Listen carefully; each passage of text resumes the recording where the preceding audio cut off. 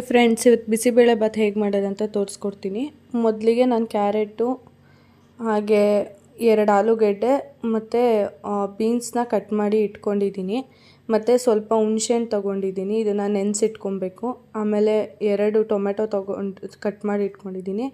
ಮತ್ತು ಅರ್ಧ ಕ್ಯಾಪ್ಸಿಕಮ್ಮು ಮತ್ತು ಅರ್ಧ ಈರುಳ್ಳಿ ಇಟ್ಕೊಂಡಿದ್ದೀನಿ. ಮತ್ತು ಒಗ್ಗರಣೆಗೆ ಕರಿಬೇವು ಹಾಗೆ ಕೊತ್ತಂಬರಿ ಸೊಪ್ಪು, 1/4 ಬಟ್ಲು ತೊಗರಿಬೇಳೆ, ನಾವೇನು ಬಟ್ಲಲ್ಲಿ ತೊಗೊಂಡಿರ್ತೀವೋ ಅದೇ ಬಟ್ಲಲ್ಲಿ 3/4 ಬಟ್ಲು ಅಕ್ಕಿ ತೊಗೋಬೇಕು. ಮತ್ತು ಒಂದು ಬ್ಯಾಡಗೆ ಮೆಣಸಿನ್ಕಾಯಿ, 3-4 ಕಾಳು ಮೆಣಸಿನ್ಕಾಯಿ, ಮತ್ತು 1 ಚಕ್ಕೆ, 3 ಲವಂಗ, ಸ್ವಲ್ಪ ಕಾಳು ಮೆಣಸು, ಉಪ್ಪು ಮತ್ತು ಎಣ್ಣೆ, ಹಾಗೆ ಸ್ವಲ್ಪ ಖಾರದ ಪುಡಿ ಮತ್ತು ಬಿಸಿಬೇಳೆಬಾತ್ ಪೌಡರ್ನ ತೊಗೊಂಡಿದ್ದೀನಿ 2-3 ಟೇಬಲ್ ಸ್ಪೂನು.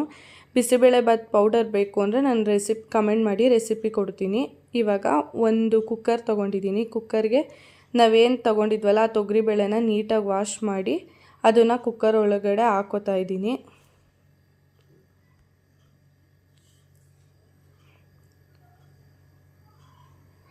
ನಂತರ ನಾವೇನು ಅಕ್ಕಿ ತೊಗೊಂಡಿದ್ವಲ್ಲ ಆ ಅಕ್ಕಿನ ನೀಟಾಗಿ ವಾಶ್ ಮಾಡಿ ಅದನ್ನು ಹಾಕ್ಕೊಂಡೆ. ಇವಾಗ ತರಕಾರಿನ ಹಾಕೋತಾ ಇದ್ದೀನಿ.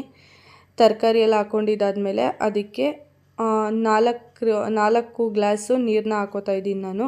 ನೀವು ನೋಡಿಕೊಂಡು ನೀವು ಎಷ್ಟು ಅಕ್ಕಿ ಬೇಳೆ ಹಾಕಿರ್ತೀರೋ ಅದಕ್ಕೆ ನೋಡಿಕೊಂಡು ಹಾಕ್ಕೋಬೇಕು. ನೀರು ಸ್ವಲ್ಪ ಜಾಸ್ತಿನೇ ಹಾಕಿ, ಯಾಕಂದರೆ ನೀರು ಜಾಸ್ತಿ ಹಾಕಿದಷ್ಟು ತುಂಬ ತೆಳ್ಳಗಾದರೆ ತುಂಬ ಚೆನ್ನಾಗಿರುತ್ತೆ ಬಿಸಿಬೇಳೆಬಾತು. ಈಗ ಲಿಡಲ್ನ ಕ್ಲೋಸ್ ಮಾಡಿ ಅದನ್ನು ಗ್ಯಾಸ್ ಮೇಲೆ ಇಡ್ತೀನಿ. ಗ್ಯಾಸ್ ಮೇಲೆ ಇಟ್ಟು ಅದನ್ನು ಒಂದು 3-4 ವಿಷಿಲು ಮಾಡ್ಕೊಬೇಕು. ಈಗ ಅದನ್ನು ಗ್ಯಾಸ್ ಮೇಲೆ ಇಟ್ಟಿದ್ದೀನಿ.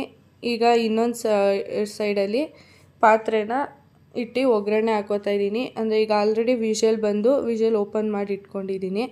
ಈಗ ಪಾತ್ರೆ ಬಿಸಿ ಆದಮೇಲೆ ಅದಕ್ಕೆ ಎಣ್ಣೆ ಹಾಕ್ತಾಯಿದ್ದೀನಿ. ಎಣ್ಣೆ ಈಗ ಬಿಸಿಯಾಗಿದೆ.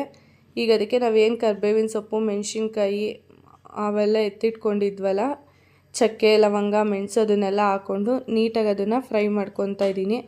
ಯಾವಾಗಲೂ ಒಗ್ಗರಣೆ ಹಾಕಿದಾಗ ಫ್ರೈ ಮಾಡಬೇಕಾದ್ರೆ ಲೋ ಫ್ಲೇಮಲ್ಲೇ ಫ್ರೈ ಮಾಡ್ಕೊಳ್ಳಿ, ಯಾಕಂದರೆ ಅದು ಸೀದೋಗಲ್ಲ ಅಂತ ಅಷ್ಟೇ. ಈಗ ಕ್ಯಾಪ್ಸಿಕಮ್ ಮತ್ತು ಈರುಳ್ಳಿನ ಹಾಕೋತಾ ಇದ್ದೀನಿ. ನೀಟಾಗಿ ಈರುಳ್ಳಿ ಕ್ಯಾಪ್ಸಿಕಮ್ ಫ್ರೈ ಆದಮೇಲೆ ನಾವೇನು ಹಚ್ಚಿಟ್ಕೊಂಡಿದ್ವಲ್ಲ ಆ ಟೊಮೆಟೊನ ಅದರೊಳಗಡೆ ಹಾಕ್ಕೊಂಡು ನೀಟಾಗಿ ಫ್ರೈ ಮಾಡ್ಕೋಬೇಕು.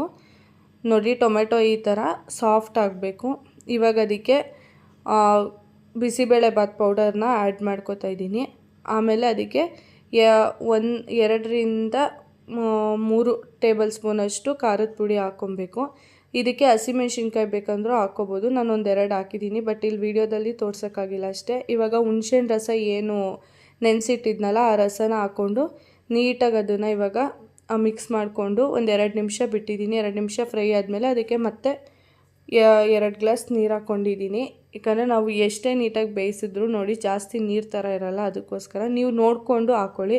ಈಗ ಅದಕ್ಕೆ ಸ್ವಲ್ಪ ರುಚಿಗೆ ಎಷ್ಟು ಬೇಕಷ್ಟು ಉಪ್ಪನ್ನ ಹಾಕ್ಕೊಂಡು ನೀಟಾಗಿ ಅದನ್ನು ಕುದಿಯೋಕ್ಕೆ ಬಿಡಬೇಕು. ಆಮೇಲೆ ನಾವೇನು ಬೇಯಿಸಿಟ್ಕೊಂಡಿದ್ವಲ್ಲ ತರಕಾರಿ, ರೈಸು ಮತ್ತು ಬೇಳೆ ಅದನ್ನು ಅದರೊಳಗಡೆ ಹಾಕ್ತಾಯಿದ್ದೀನಿ.